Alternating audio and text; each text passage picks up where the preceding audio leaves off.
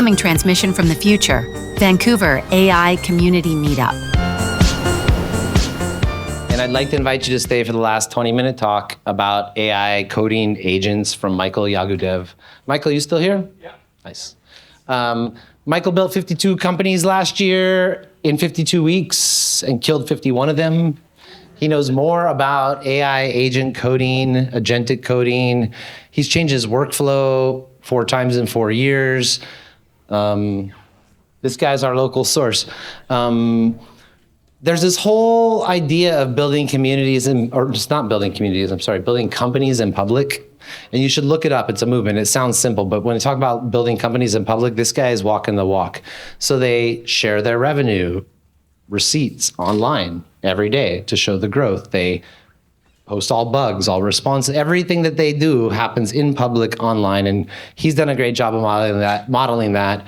I am attracted to that way of operating and try to do it, but he's committed to it, and I respect that about him. Michael, come hang out. I didn't draw an X in the floor, but I want you to hang out right here for YouTube's sake. Okay. Thank you. Right here. So before I do that, though, you've all been sitting there for a long time. I want to invite you to just get up for a second and stretch, because sitting is killing us all.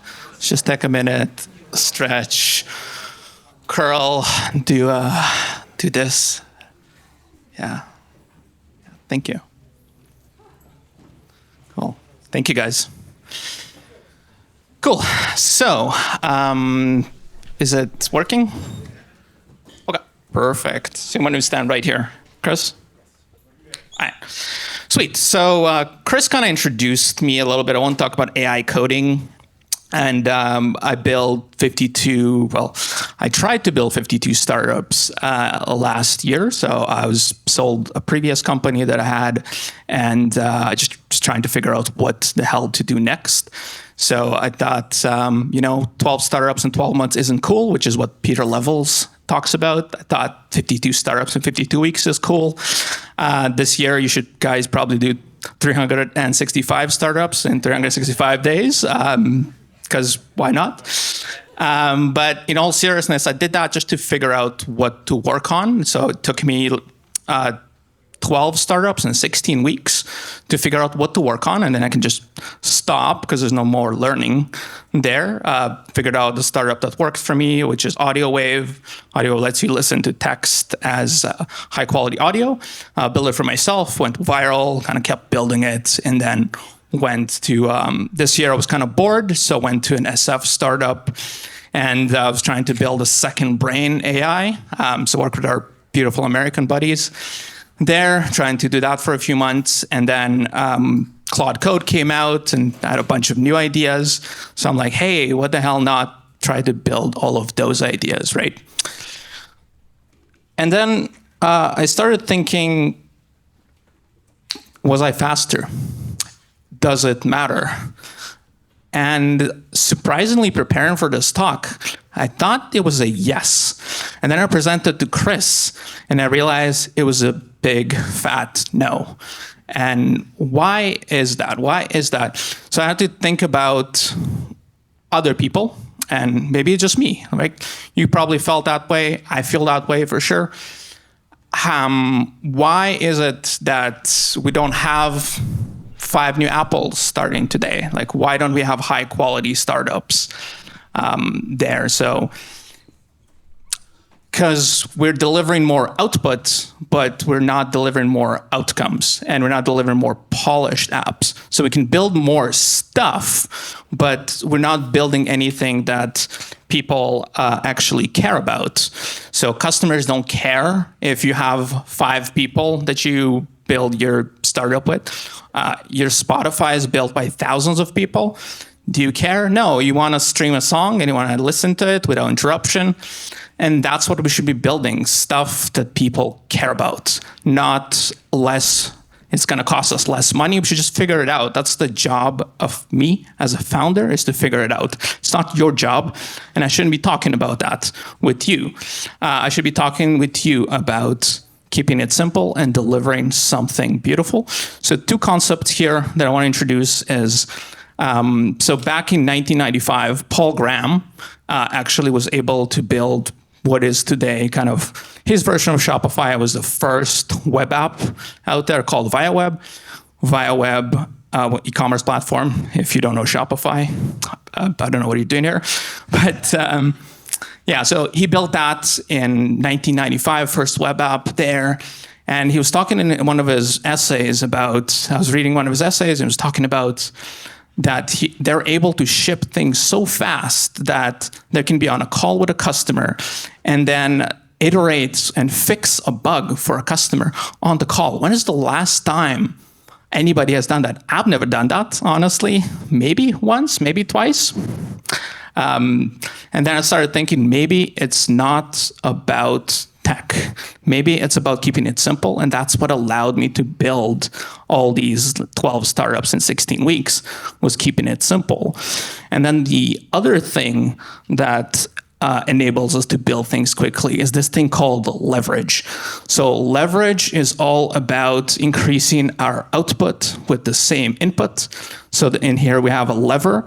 A lever is just a tool that we use to lift a bigger and bigger rock. And the further we stand on this lever, or the further we push on this lever here, the more force will apply to this rock. But we can also reduce the size of the rock that we want in there.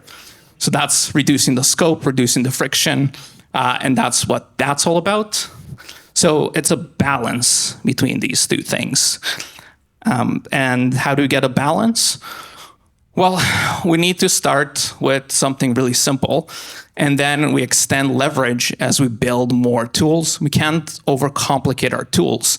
And that's what kind of started happening with our tools. We started with really simple tools. We can build stuff. So here, one really easy way to do this is to try to build the simplest, dumbest thing you can think about, and then see if it works. So here, a customer asked me at one point, what languages do you support?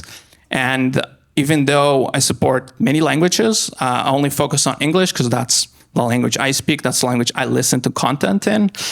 But I wasn't showing that all these voices can actually work with other languages. So it was really easy to just add that in there, right? But it took 4.5 hours to do that, even with AI. And it took that long because I needed to figure out what to do. I didn't have a design, still had to go through all these motions. And it was still, I did it by just breaking down the tasks into smaller tasks and thought about the simplest screen I can put this in. This was the simplest screen I can think about from a UX perspective. Didn't have a lot of constraints. So the smaller space you have, the more you have to think about your real estate. So in here, I have a lot of space. I can do a lot of things. So it was nice to build it with Claude Code. I'll talk a lot about Claude Code. Don't worry, a lot about Claude Code. I'll give you my referral link so you can give me more credits on Claude Code at the end. Just joking. But there's a simpler solution to this problem. I realized after I was writing an article about it, and I realized, oh my God, I could have just put it in the damn FAQ. What the fuck? I could have spent 5 minutes, not 4.5 hours, and solved problems for a customer. So it takes some training, and I feel like sometimes you kind of like going to the gym, you lose it sometimes if you don't use it.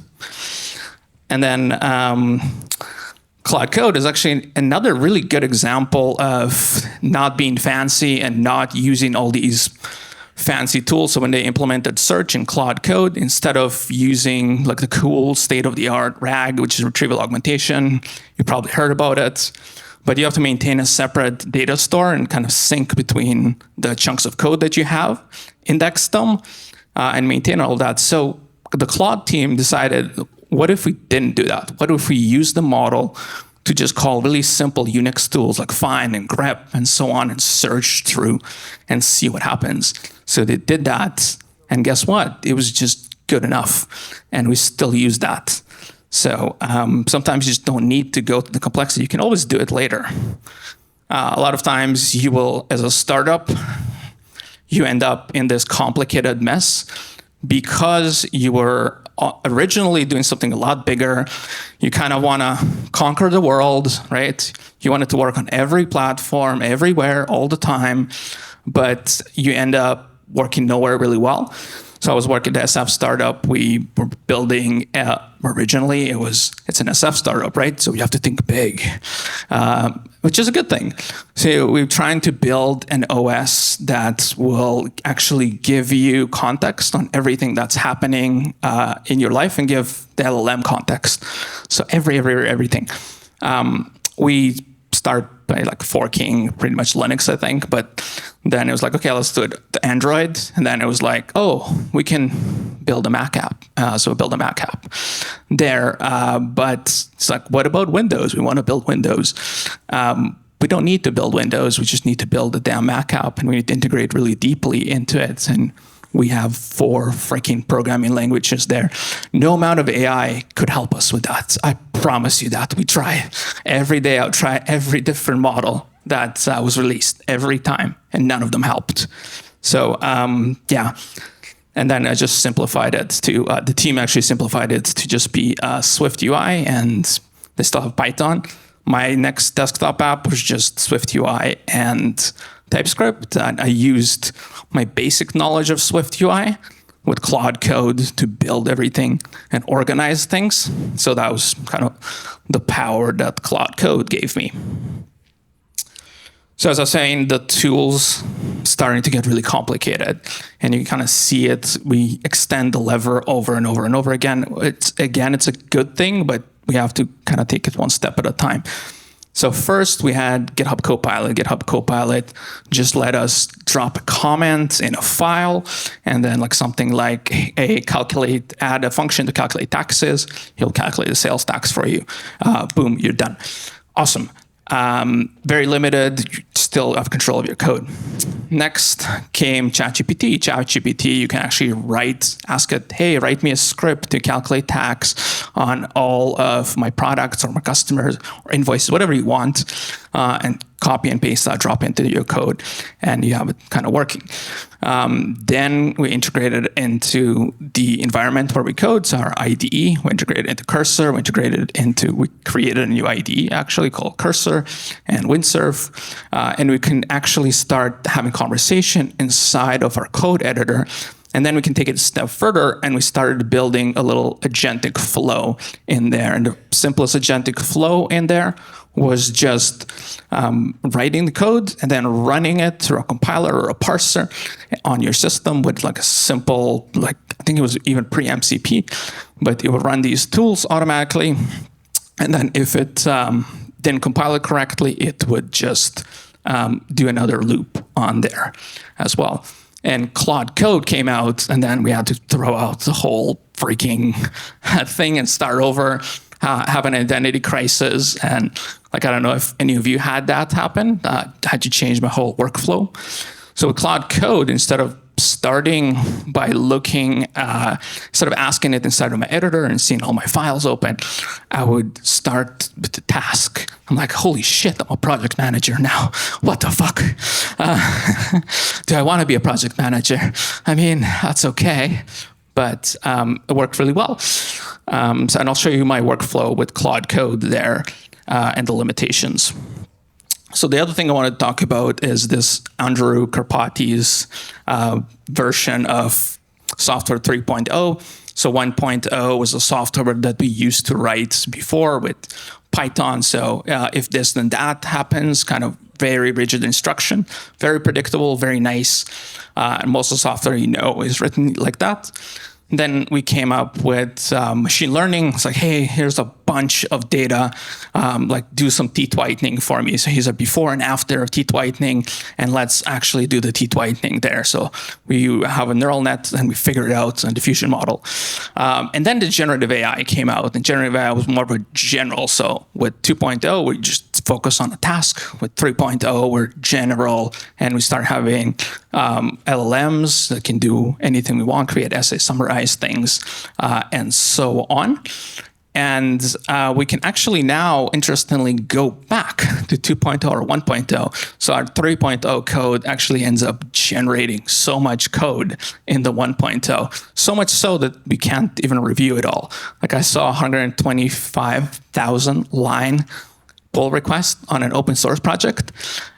What the fuck? Nobody can review that.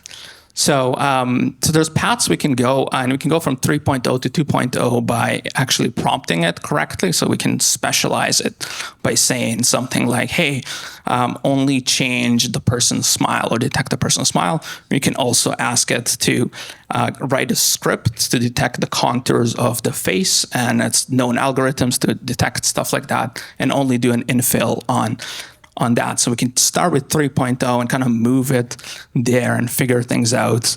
And that's how we build stuff now. So that's leverage there. So a couple of really good examples to inspire you here. So 3.0. So this is V0, and this was V0 of V0. When they first started, the amazing thing they did really well was that they just put a text area here. You just put your text into it. You put like UI tweet and a couple of examples on the bottom. And at first, it didn't even work. What it actually did was, because I did that, I was like, oh my God, this is so exciting. All my UX can be designed now. So I tried to do that, and then it's like, hey, sign up. I'm like, okay, cool. Signed up. Oh, we'll tell you when it's ready. Like, okay, what the fuck? But that's okay, because they validated that we really needed it, and then they can test with a smaller group, and that's what you can do as well. So any of us can kind of do that, and that was the brilliant thing that they did there. And they also used the basic, just create a basic wrapper around the model. So the next one is this remove.bg. It's the 2.0, just kind of what it sounds like. It's pretty self-explanatory. It removes the background. They train it on a bunch of images. It was way before all of the open source models that we have now. So really, really good use, tight scope. And then the dumbest one is this, which probably makes a ton of money. Actually, I haven't looked at how much money. You can open your ChatGPT and use all that energy and find out for me.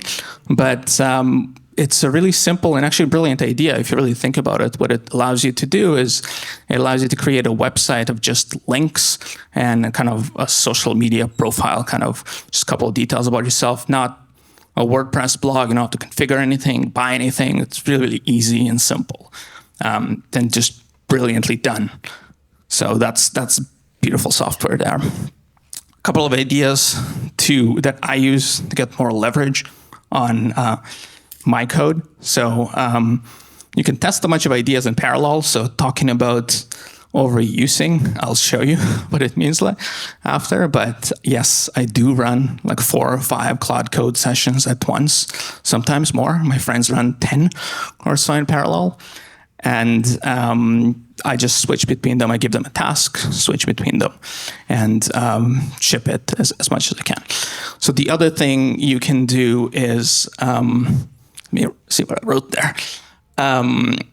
We can ship ship the boring stuff, right? Ship the help documents, ship the marketing material, ship the metric there that measures a feature itself. And then we can see what's going on and kind of, we can also ship a variant, like a 4 variant. Like when you first used image models, you probably saw the 4 grid square of the different things. So we can give Claude, like 4 different Claude Code instances, create a login UI and see what it comes up with.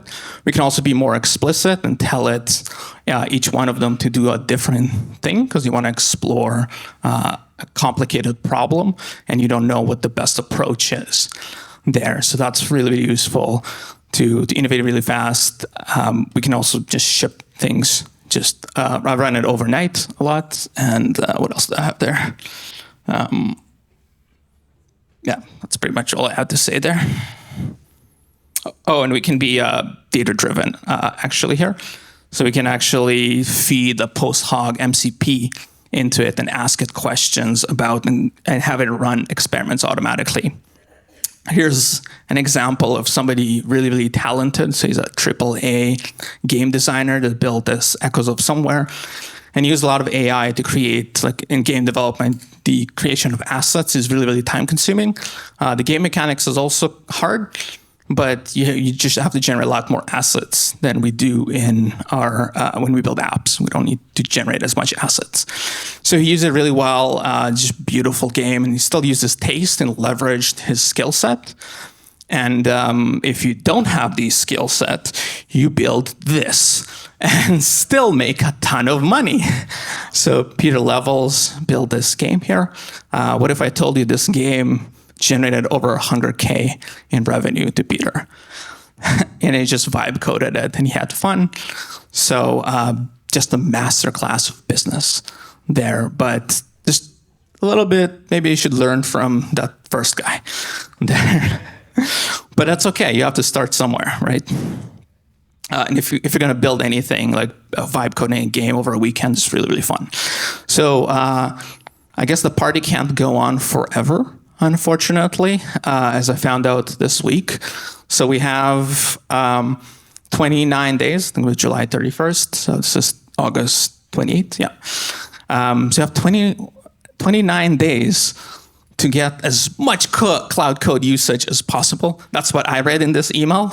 And then replace it with an open source tool. And Kush there will give us a talk about it, hopefully, or Chris will find somebody to talk about Kimi K2 and Quancoder. I need to know all about this in about a month when I run out of all these credits that I'm paying $200 a month for. So all joking aside, I do find Claude Opus to be really, really good at complicated tasks. And I don't know, maybe I just have a lot of complicated tasks. Maybe my life is really complicated. I don't love it when it drops to Claude Sonnet. Generally, it generates more bugs than it fixes. So, and that's why I paid for the $200 a month plan. We're constrained by what we can do, obviously. Like AI companies like to tell you, it's like, you can do anything, but we only have so much time on this planet, and we can only do so many things. And the best thing to constrain, I find, is time. You can never buy more time. So put a constraint on time and see what you can do with extra leverage, keep it simple, like reduce the scope. That's one way. And go get some money from the Americans, because they have a lot of it, and they should spread it around a little bit more. Build big things. Like, don't be afraid. I feel like we're afraid to do that as Canadians. So another constraint we have is this amazing study that came out in June. It talks about the cognitive, pretty much ChatGPT is making you dumber. That is what it's saying here in the nicest way possible. So they did a study on multiple groups of people. So the first group they all wrote essays, SAT level essays. So high school essays, guys. High school essays. That's the level that we tested it. Like, come on. We're not talking about like PhD level stuff. So even at high school level, the people in the brain group are just they're only using their head to write their essay. The people with the search tools, they're using Google and other tools for the traditional search. And then the LLM people, like using ChatGPT in there to write their essays. And what they found is that the activation in the brain in the people that are writing without using any tools, like, shows all these like beautiful connections. I don't know if you can see that, but all these beautiful connections here. The search team just yeah, that's not great. And they found that people are actually losing their ability to do critical thinking on the LLM side.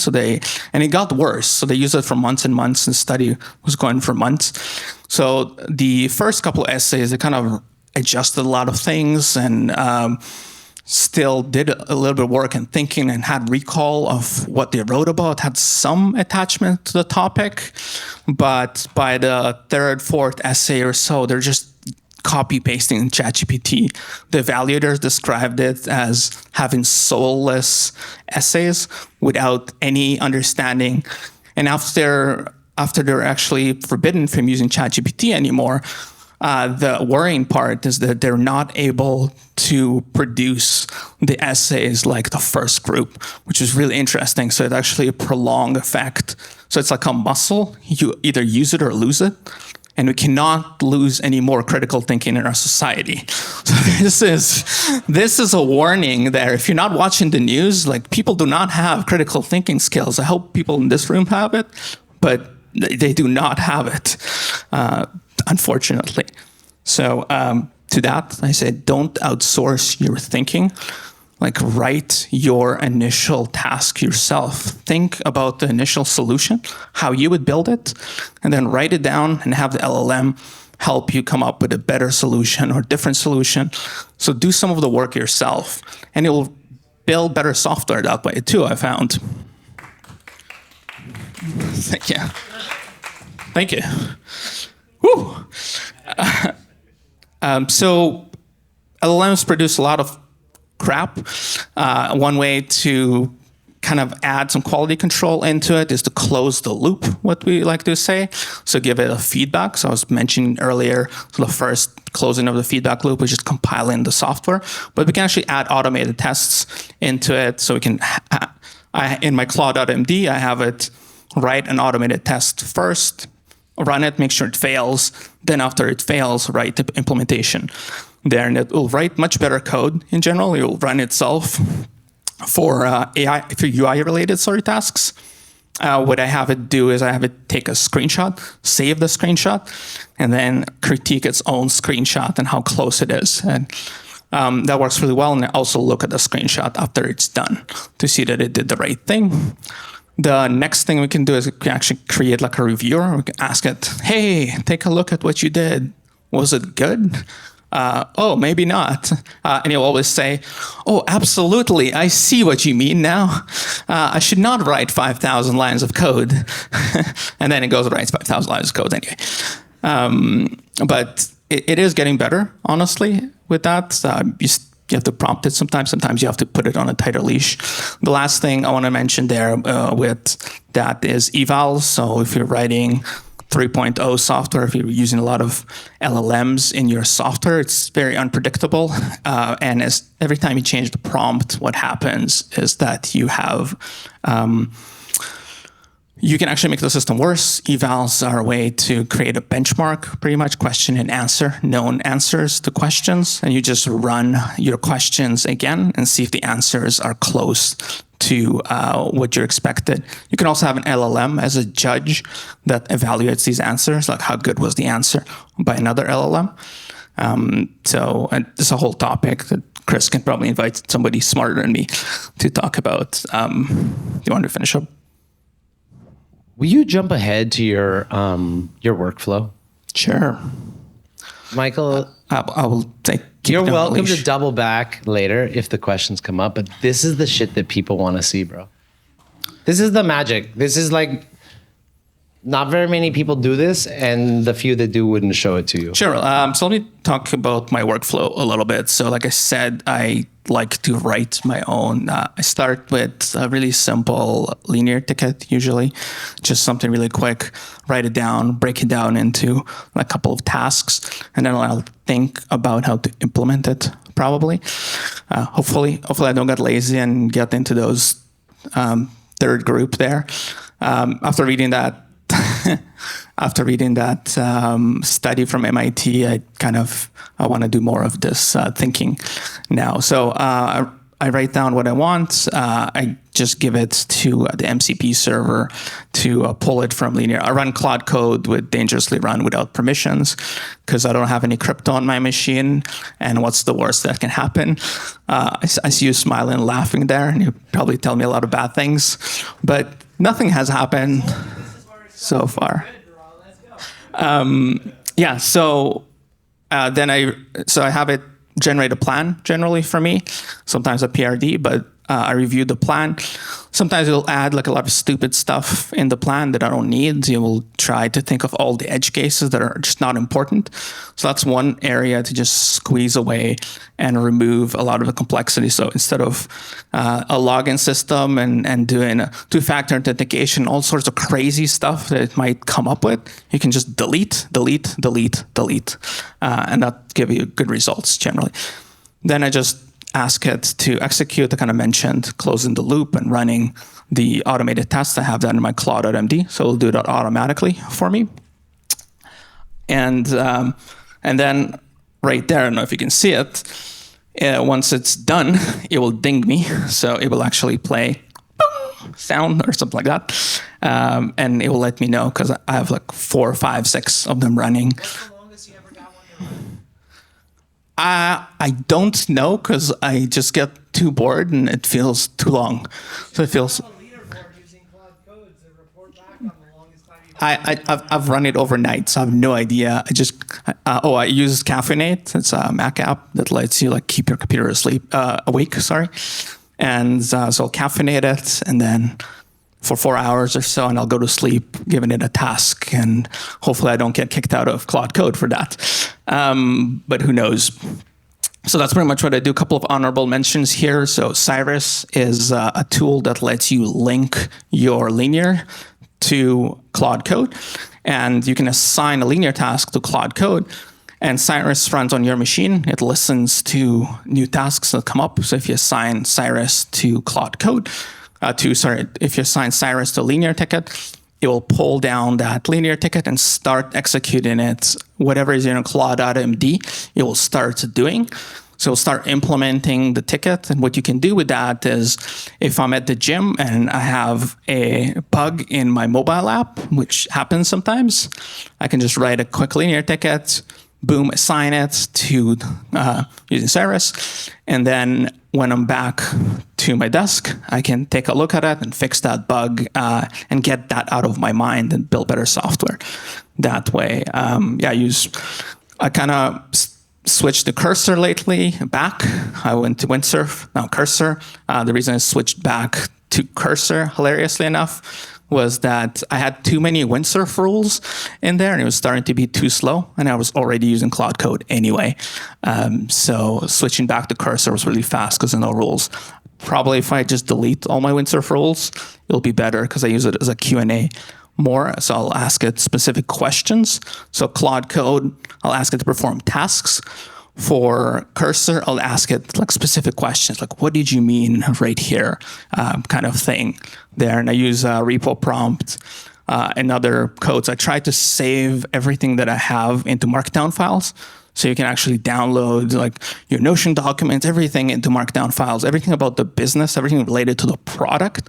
You can save that. And what you can do in repo prompt, you can just select a folder or a bunch of files to say, I want a brainstorm strategy about business, and I have a folder called business.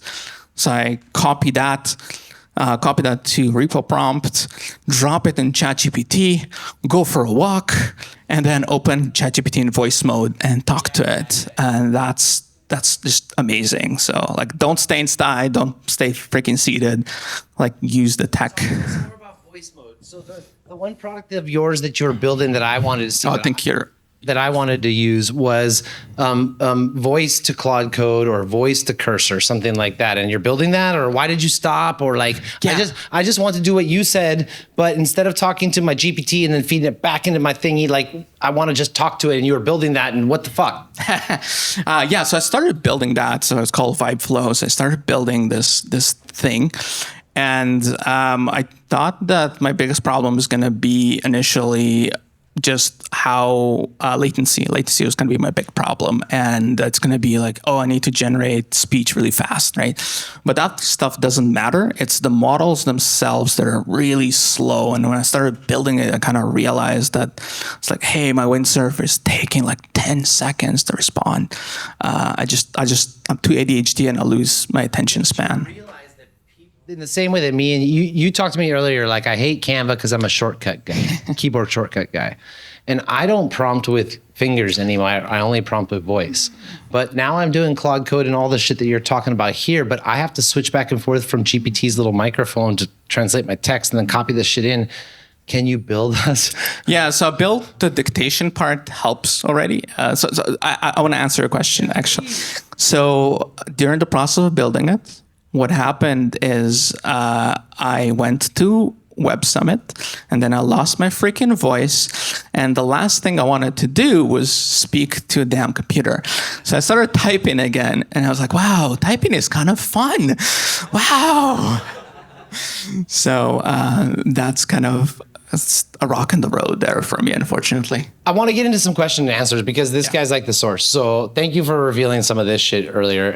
Does anyone have any burning questions? Because I got several. Okay, you're next.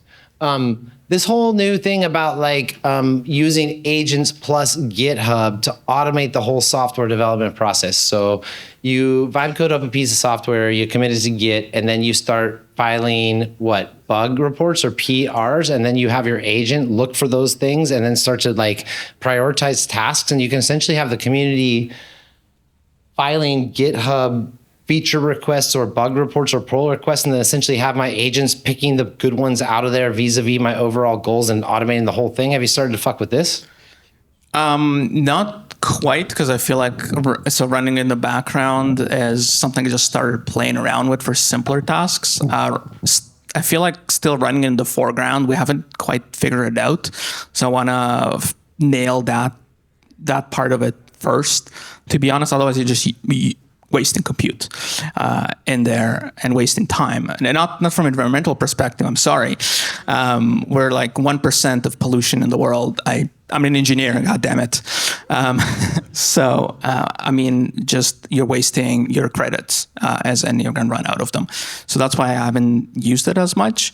But what I do with Cyrus, actually, I can foreground the task. So it uses Claude on my machine, and I can just Claude Code resume. If I find it was like stuck somewhere, or like I just don't understand what it's doing, I can just stop it and just like Claude Code resume the session, and then start kind of querying and vibe coding, for lack of a better term, with it, or prompting it. I think we're going to you in 1 second, but I think it's so funny that I got you two guys back to back here tonight, because you're fucking like bleeding tokens all over the internet.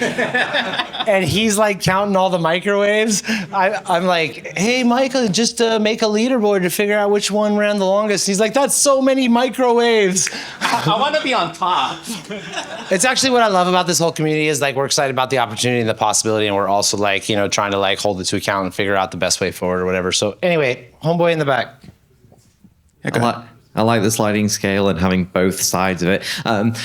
My question, first time here, is how breaking things down into subtasks and adding those guardrails. Are you asking it to create its own guardrails? Because I've had situations where you ask it to change something seemingly small, only touch this form, and then all of a sudden it's ripped a whole section out.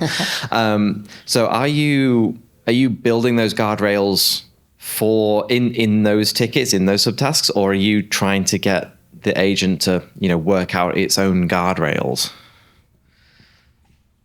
Yeah, so sort of, I just give it the subtask itself, and sometimes I have these guardrails. I definitely had it with Cyrus.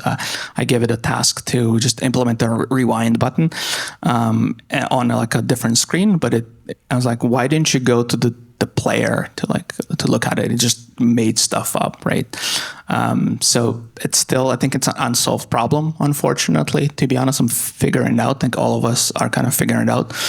I don't know about you. I get into fights with it sometimes. People said it's better to be nice, but I'm just mean to it. So I don't know. Maybe that's one strategy there. I haven't tried that. I don't have the patience to be nice especially to LLM. Yeah, sorry, I don't have a better answer. Hey man, thanks for coming and dropping your knowledge here tonight. And who has a question? Nils, come up and ask it. Come hang out. Thank you, bro, for sharing tonight. Appreciate it a lot. Thank you. Yeah. If you guys want to hire Michael to build your next AI company, he's not available. For $100 million, I'll do anything for you. Actually, I'll give you the Canadian discount, $50 million. That speaks to the moment that we're in. I'm trying to move to that moment myself, where instead of building things for other people, I'm building them for myself. Nils from Bridge to AI. I just wanted to say I relate to the fact that you're waiting on the AI a lot. What I inspired by is the fact that you can have multiple things going at once. Because 4 years ago, you could just like enter like a coding jam and you'd just be like fully like hammering like task after task after task after task. And now I find myself like sitting on YouTube, like waiting for the thing to load. My question is, with the multi-agents,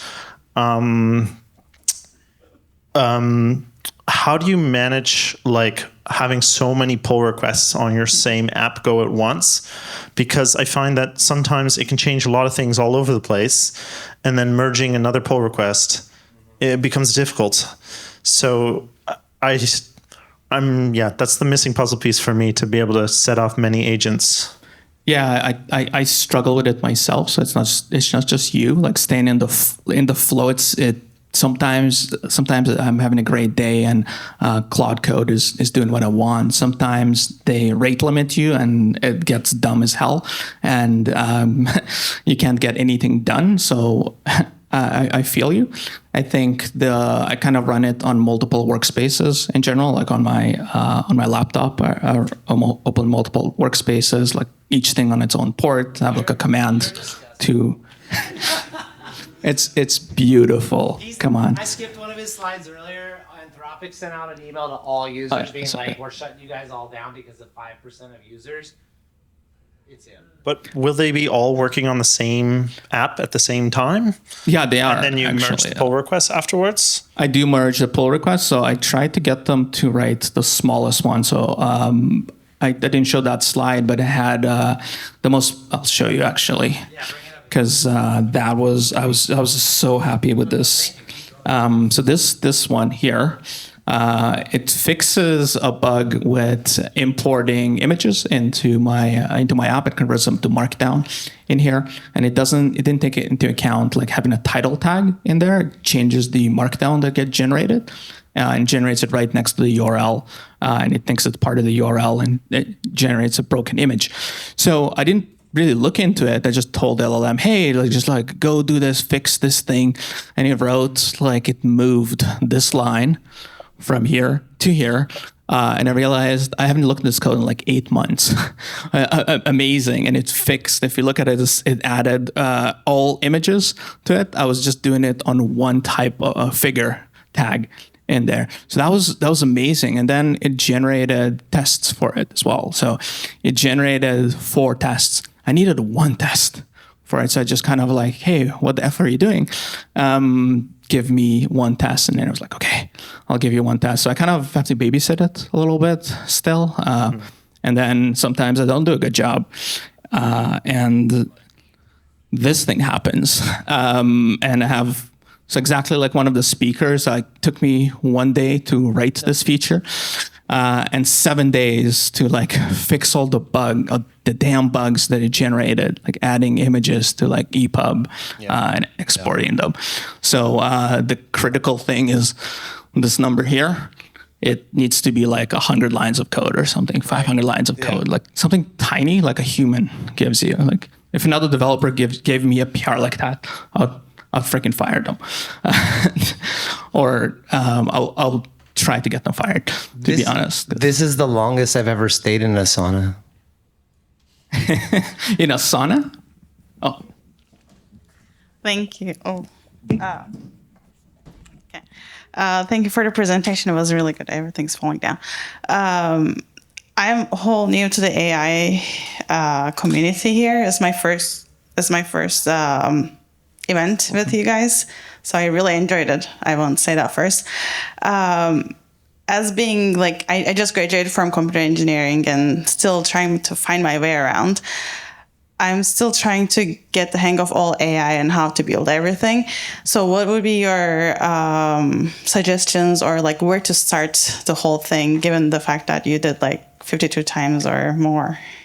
Yeah, I'll go back to that lever analogy in there. So you don't like to move a pebble. He's finding his slides. I would say download Claude Code tonight before you go to bed. Yeah, do that too. But you can also play around with Lovable and like these easier tools. But if you're about to move a pebble, right, you don't actually need a lever. You don't need any tools. So if you can define the problem smaller, you don't need the tools, and then the more complicated your problems get, the more tools you'll kind of need. And you can slowly actually experiment with tools and add them to your workflow. You don't need to add them like wholesome to your workflow. And that's, I think a lot of us have like FOMO. It's like, oh my God, I have to throw out my entire workflow and then replace it with Claude Code because Anthropic said that if I don't, I'll get fired, right? But you won't. You should experiment with these things and see where it fits in your workflow and then grab the handle where you need it too. Conclusion, man. I actually think you should throw away everything and download Claude Code tonight before you go to bed and give it a try. I think you said something earlier that really resonated with me as like a breakthrough I had in this last month myself is like, it's not just for writing code. The way you were talking about storing the whole business in markdown files and using the business plan, the marketing plan, all the research, that whole database I built tonight with 550 AI organizations in British Columbia, I built using Claude Code. And that is now the fucking grounded truth database for me to make all sorts of decisions and like build all sorts of things on top of. So it's like, I think you're wrong. Don't integrate it slowly, one tool at a time. Fucking download every tool off his workflow list tonight and give it a prompt and give it a try. Give it a try. Yeah. Like, I'm not saying don't give it a try. I'm saying you don't have to go all the way there. You can try it. And if it doesn't work, you can kind of remove tools as well. And it's fine. There's nothing wrong with that. We're able to ship code really fast before, like faster in 1995. So, Michael Yagudaev, the coolest coder I know. Thanks so much, guys.